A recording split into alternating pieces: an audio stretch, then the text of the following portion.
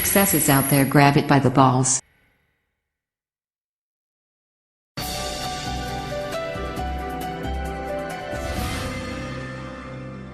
Paradigms control the results in your life. They have the power over everything in your life, from your relationships to your income. And when you shift your paradigm, everything in your life improves. Hello, I'm Bob Proctor, and I want to welcome you to Paradigm Shift, where we are going to teach you how to make quantum leaps in the improvement of the results in your life. Do you know, to do this, we have to get in and talk about the mind, because paradigms, it's all about the mind. If you stop the next 10 people walking down the street and ask them what a paradigm is, they're going to look at you and they're not going to know the answer to it. So you may not know the answer to it, but it's a part of the conditioning in our mind. And to help us in this particular show, we're going to be talking about developing the higher faculties of the mind. Now, when it comes to talking about the mind, we've got to get an image to work with. You see, no one's ever seen the mind, and we think in pictures. If I asked you to think of your automobile, you'd get an image of the automobile on the screen of your mind. If I asked you to think of the refrigerator in your kitchen, you'd get an image of the refrigerator on the screen of your mind. However, when I asked you to think of your mind, what image do you get? You see, most people don't have an image. And unfortunately, when there's no image, there's confusion. When there's confusion, we immediately start thinking of something else. And that's precisely why most people stay stuck. You see, our mind controls our results, and it's our results that we want to change. And if we're going to change the results, we're going to have to change what's going on inside. Now, Dr. Thurman Fleet, back around 1934, was interested in the healing arts, and he said, we're just treating the body. If you're going to have any health, you've got to treat the whole person. So he originated this image of the mind. I've been using it now for 38 years. I have shared this image with people all over the world, and I have been focusing on helping people improve their income. I've watched people going from earning a couple of thousand a year to over $1 million because they understood how to make the necessary changes inside so that they can enjoy the changes outside. Now, you know, Napoleon Hill was a phenomenal author, and he talked a lot about the mind. He talked a lot about our thinking. He talked a lot about our conscious mind and the way we think. Do you know that there's a thought power flowing into our consciousness, and we can think anything we want, anything. Play with it for a moment. Start to let your mind wander. You can think of the beach. You can think of a lake. You can think of fishing. You can think of golfing. You can think of playing with a child. Just like that, you can change your thoughts and your consciousness. But you know something? That doesn't necessarily change your behavior. You see, your thoughts are in the top half. That's what we refer to as the conscious mind. The subconscious is what's controlling the behavior of your body. It controls every action you're involved in. Now, your actions control your results. In Napoleon Hill's book, he said an educated person is not necessarily a person with an abundance of general or specialized knowledge. He said an educated person is a person who has so developed the faculties of their mind that they can acquire anything they want or its equivalent without violating the rights of others. Do you know, I was doing a seminar for 2,000 school teachers a number of years ago. I couldn't find one teacher that could tell us what the faculties of our mind were. Now, if they didn't know what they were, they're sure not going to be able to teach us how to develop them. Do you know that we have mental faculties inside, and that's where all our power lies? And what we want to learn to do is develop those faculties.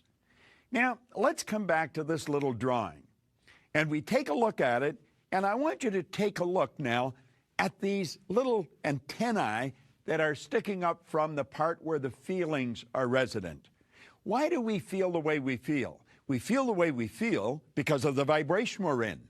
See, feelings are a word that we invented to describe our conscious awareness of the vibration we're in. Now, we have sensory factors. We can see, hear, smell, taste, and touch. And do you know that you and I are conditioned to live through those sensory factors? We look at our bank account, and that tells us where we're at financially. We take a look at x-rays or listen to the doctor, and that tells us where we are physically insofar as our health is concerned. But does it really? Why do we do that? Well, we do it because we've been conditioned to do it. As a little child, we were told to listen to what I'm telling you. Well, you look at this. And then we went to school, And what do? They give us a sheet of paper that they called a report card. And on that report card were all the marks that we'd achieved on our last exam. And we started to let that report card dictate what kind of person we are. Does it really? Not at all. But that's the idea we're operating with, and that's the idea that's controlling many of our lives. You see, what the report card really did was tell you where your mind was at for a few minutes, maybe 3-4 weeks ago. It has absolutely nothing to do with your potential, and it has absolutely nothing to do with what you're capable of accomplishing in your life. Now, let's take a look at these higher faculties. We have reason, memory, perception, will, intuition, and imagination. And that's really what I want to talk to you about here on Paradigm Shift today. Because as we start to understand these faculties and how they work, we can literally start to take control over our life. Let's take a look at the reasoning factor. What do we do with the reasoning factor? We choose our thoughts. You see, there is a power that flows to and through us. And as that power is flowing into our consciousness, we can make anything out of it we want. That is really where all creation starts in our life. You can think anything you want. As a matter of fact, that's where your freedom comes in. You know, Viktor Frankl, a Viennese psychiatrist, a Jewish psychiatrist, that spent the war years in a camp, he said that while he was in that camp, regardless of the intellectual or physical abuse he was subjected to, no one could cause him to think something he didn't want to think. Our reasoning factor is the mental tool that we think with. Now, do you know, all the great leaders all down through history have all been in complete and unanimous agreement that we become what we think about. What do you think about? Do you want to know what you're thinking about most of the time? Take a look at the results you're getting. That'll tell you exactly what's going on inside. Do you know, the sad truth is most people don't think. I had the very good fortune of working with Earl Nightingale for 5 years. He was considered the dean of personal motivation. He was an incredible human being. He and Lloyd Conant really had an impact on my life. But Earl used to say if most people said what they were thinking, they would be speechless. Now, you may laugh at that, but think about it for a few minutes. Dr. Ken McFarland, he said 2% of the people think, 3% think they think, and 95% would actually rather die than think. Henry Ford one time pointed out that thinking is the hardest work there is, which is the probable reason so few people engage in it. Now you say, well, everybody thinks. No, the truth is hardly anyone thinks. Stand back and watch people's behavior. Just study their behavior. And you know something? You're going to quickly realize they'd never do what they were doing if they were thinking. Or listen to their conversation. They'd never say what they were saying if they were thinking. The truth is, most people don't think. Well, how do they function? Well, they've tricked themselves into believing that mental activity is thinking. They're just letting whatever's going on outside of them control what's going on inside. Now, that's rather sad, but it's true. Now, go to the next one, memory. Do you know the average individual wanders around their whole life saying, I've got a terrible memory, I've got a terrible memory. I remember one time I was working with Harry Lorraine. Harry flew in from New York to Toronto. He picked up a Newsweek magazine, published every week. When he got to Toronto, it was a recent magazine that day. When he got to Toronto, he gave it to someone and asked them to cut the spine off it and go and duplicate all the pages. Now, on each page, he had taken the number of a page with black marker and big letters and rewritten the number of the page. There was around 3,000 people at that conference. Everyone was given a page. And you know, you could stand up during his presentation and you could yell out, page 26, and start reading. And wherever you stopped, he would continue. Harry Lorraine had a phenomenal memory. He stood at the door and met most people coming in, or a good number of them. And when he started, he asked them, he said, if anybody was at the door, if I met you, stand up for a few moments. He not only told everybody what their name was, if it was a difficult name to pronounce, he would spell it. Harry had a phenomenal memory. Now, you know, I remember asking Harry one time, I said, Harry, how long do you remember something? He said, till I want to forget it. You see, the truth is there's no such thing as a bad memory. There's only weak memories. Think of this for a moment. These mental faculties that we've got, They're something like our physical muscles. They're our mental muscles. And if we want to develop our mental faculties, we're going to have to exercise them. I want you to imagine if I left this arm in a sling and then lifted weights with this arm every day, what would happen? I think you'd quickly recognize that this arm would be rendered useless in a relatively short period of time, and this one would develop very powerful muscles. I often say it's fairly obvious I haven't done either of these things, but if I had, you know what would happen. You know, it's exactly the same with our mind. If we don't exercise our mind, it becomes lethargic. It becomes useless.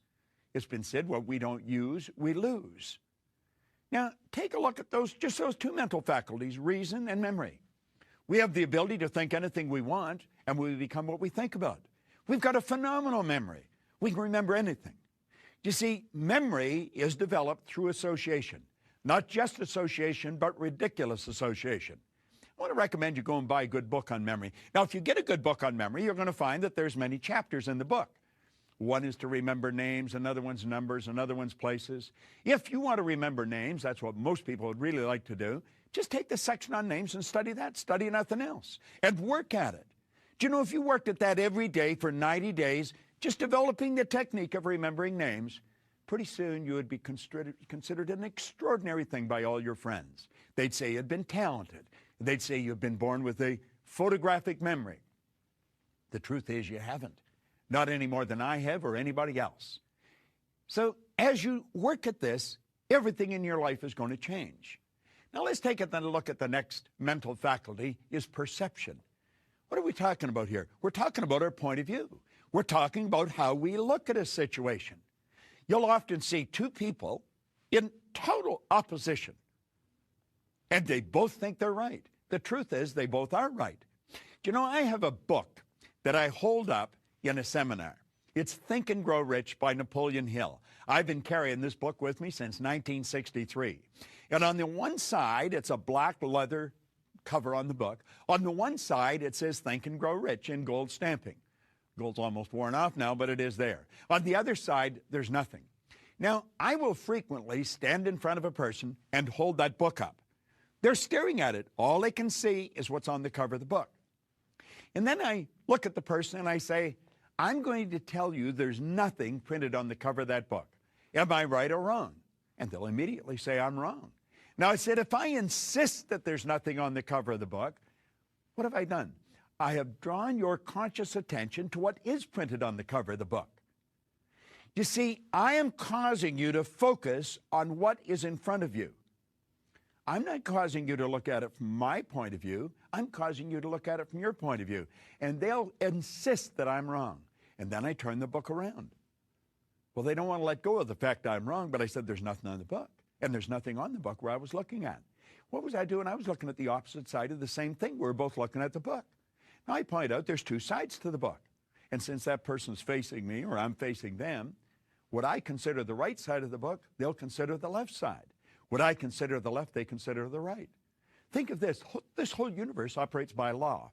Dr. Wernher von Braun said that the natural laws of this universe are so precise that we don't have any difficulty building spaceships. We can send people to the moon, and we can time the landing with the precision of a fraction of a second.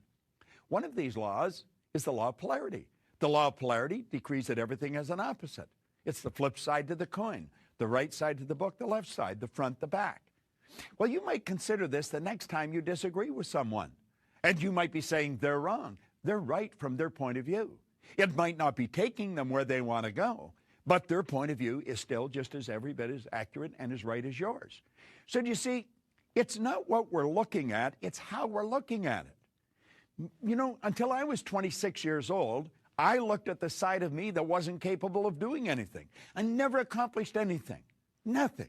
I failed at almost everything I ever did. School, I went into the Navy, I went in an ordinary seaman, come out a naval seaman. Then I went to work in factories and bars, and I was sitting in a fire hall when I picked up Napoleon Hill's book. And I started to study it. And that got me to think. I started to use my higher faculties. And I stopped, and I used to think, wonder what I am capable of doing. Do you see, what I was doing, I was looking at the downside of my life. I wasn't looking at the upside. I was looking at the things I had done wrong. I wasn't looking at my potential. And you know, that book caused me to totally shift my perception of who I was and what I was. I started to understand some of these higher faculties, and my whole life began to change. You know, I went from earning $4,000 a year in 1 year to $175,000. Then it went over $1 million. I have shared these ideas with people all over the world for the past 38 years. I am firmly convinced I can show anyone how to become a millionaire simply by shifting their paradigm. And if you're going to shift your paradigm, you're going to have to learn how to use these higher faculties. Now take a look at the next mental faculty, is the will. The will is a marvelous tool. The will gives us the ability to concentrate. You see, I mentioned earlier that there's a power that flows to and through us. And as it flows through us, we give it direction. Do you know, the will to the mind is something like what a magnifying glass is to the sun. I can hold a magnifying glass, and I did when I was a child, and you probably did too, and we could cause the sun to focus. We would marshal that energy and bring it to a white-hot bead, possibly on a piece of paper, maybe leaves, sometimes on ourselves. And what did we do? We started to fire with it. We took the heat of the energy, focused it, brought it to a white-hot bead. Well, you know, that's what the mind does with the will. The will gives us the ability to take an idea and hold that idea and zero right in on something. You're going to find that all top salespeople have a highly evolved will. All top leaders have a highly evolved will. You see, it's the will that gives us the ability to focus. Think of this for a moment. Remember, we have those sensory factors. We can see, hear, smell, taste, touch. Well, they're forever picking up information from outside. All of nature's creatures respond to outside stimuli. Well, the will picks up information from outside, and it scatters our brain, literally. So we've got a zillion pictures. Most people have more ideas on the screen of their mind than you'll find in an encyclopedia in a matter of a minute or two. But the person who has a highly evolved will, they think, they build an image, and they focus on that image. And they're the people that really make things happen. It's the salesperson that focuses on the sale. It's the leader that focuses on the objective. You know, I've got a couple of statues of Napoleon in my home. And I've got him there for a couple of reasons. I don't think he was a particularly nice guy, but he was a very powerful leader. One of his biographers called him organized victory. Another one said he had immense capacity for sustained concentration. You know, one of his biographers quoted him. He said, "I see only the objective, the obstacle must give way." Well, Napoleon had a highly evolved will. Now let's move on to the next one, intuition. You know, we talk about a woman's intuition. Women don't have any more intuition than men do. Intuition is a mental faculty. You'll often hear people refer to it as a sixth sense. It's not a sixth sense. We have 5 senses. We can hear, see, smell, taste, touch. Intuition is a mental faculty, and it's something everyone has. Everyone has a highly evolved intuition. Your intuitive factor is what picks up other people's vibration. When you wander in the home, and somebody says, "What's wrong?" You say, "Nothing." The dog even knows something's wrong. You'll see it shooting under the table. You'll pick up people that are moody people. What do we mean by that? Well, they're either in a good mood or a bad mood. In other words, there's good energy around them or there's bad energy around them. And some people, you want to take their temperature before you even speak to them because you don't know whether they're going to kiss you or kick you. Your intuitive factor is that mental faculty that picks up the energy around a person. You see, your mental faculties really tell you a lot. Your body is a molecular structure. Your body is a mass of energy and a very high speed of vibration. Do you know, Simeon Kirlian, way back in the 30s, perfected a form of photography where you can photograph the energy field around a body. Now, as you change the images in your mind, the density and the color of this energy will change. Well, it's your intuitive factor that picks up that energy. And you see, when you're dealing with the mind, there isn't any such thing as time or space.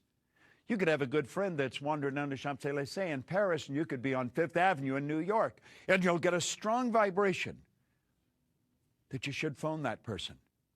You're picking up their energy, their thinking. You see, thought waves are cosmic waves that penetrate all time and space. Well, your intuitive factor is what picks up their thought vibrations. Do you know, I've got a very highly involved intuitive factor, and it isn't by accident. I've consciously and deliberately worked at developing it because I'm working with audiences all the time. You're going to find that most musicians have a highly evolved intuitive factor. They may not be aware of it, but they're working with the energy of the audience all the time. Well, when you develop your intuition, you've got one of the most phenomenal faculties that you're ever going to find, and it's going to work for you. And you can do that. Now, let's go to the final one. We're going to the imagination. Someone said it's the greatest nation in the world. Napoleon Hill said, the imagination is the most powerful, most miraculous, inconceivably powerful force that the world's ever known. Think of it, an imagination. Do you know, we can build anything in our imagination. Do you know that's where all creation begins in your life? Van Gogh was a great artist. He was asked one time, he said, how he did such beautiful work? He said, I dream my painting, and then I paint my dream. Well, you know that's what you do. That's what I do. Everything's created twice, once on a mental plane and once on a physical plane. Do you know that the internet has always been here? It took someone's imagination to see it. How do you really want to live? Do you know that your imagination will take you there? Do you know what our problem is? We build the picture of how we really want to live, and our paradigm knocks that out of our mind. Because the paradigm's saying, you can't do this. See, the paradigm's like a group of little monkeys in your head that keep talking to you. And they keep telling you why you can't do something. The paradigm doesn't want to change. The paradigm is a multitude of habits. That's what culture is, group habit. I have traveled into many different countries and many different cultures. And you know something? When you get past the culture, people are essentially the same. We look different. We speak different languages. We wear different clothes. We eat different food. But you want to know something? We're all the same. We are all the same. We have a marvelous mind. There is only one mind. It's not a mind for the black and a mind for the white, mind for the Asians, mind for the Caucasians. That's not the way it is at all. There is one mind. Yet we all tune into the same mind. And these higher faculties, everyone has.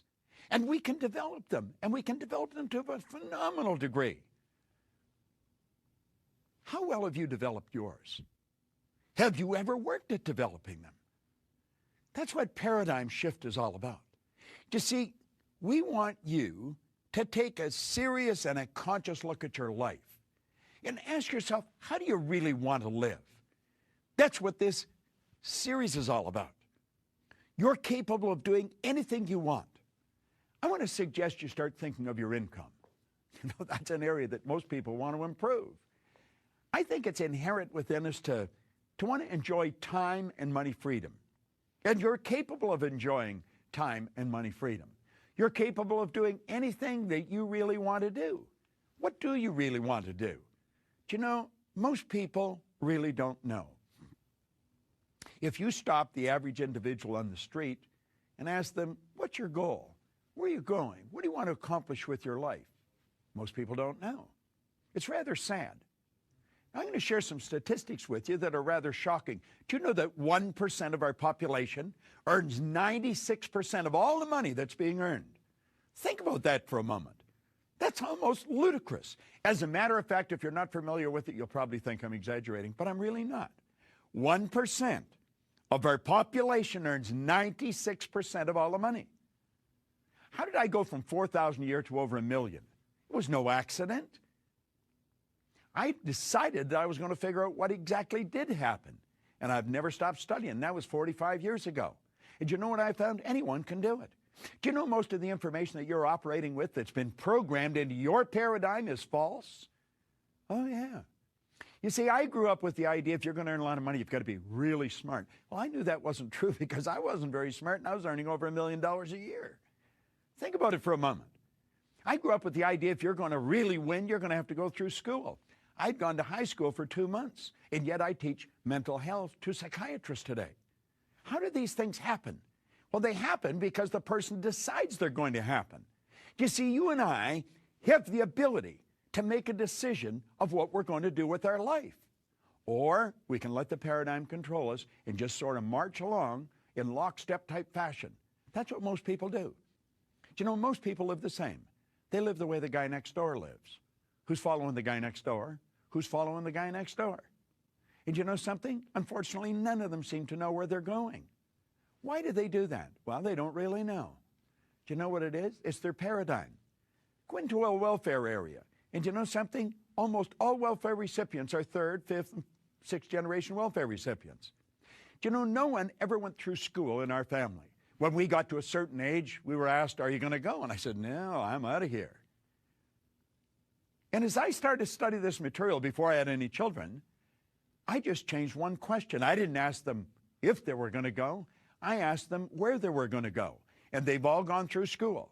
Now, do you know, you have the ability, through a decision, of changing your life. I'm going to ask you to stop and ask yourself, what are you going to do with your life? Do you know? Have you got it written out in a clear, concise statement? Do you know what your purpose is? Do you have a vision? Do you know what your goal is? Now, in this series, we cover all these different points. You're not going to learn how to make a paradigm shift here in 30 minutes. But if you keep studying this information, it will become as clear to you as it is to me. You see, I often say I've got license to brag about all the information I've got because none of it's mine. I have just been absolutely fascinated with why you and I do what we do, why we don't do many of the things we want to do. I decided a long time ago that I was going to be in control of my life. No one else was. And then I took a look at a globe one day, and I thought, you know, this world isn't that big. As a matter of fact, the world's shrinking. And I decided I want my company to span the world. And today I have offices all around the world. I'm doing exactly what I decided to do. And you know something? When I decided, I had absolutely no idea of how I was going to do it. That's part of our paradigm.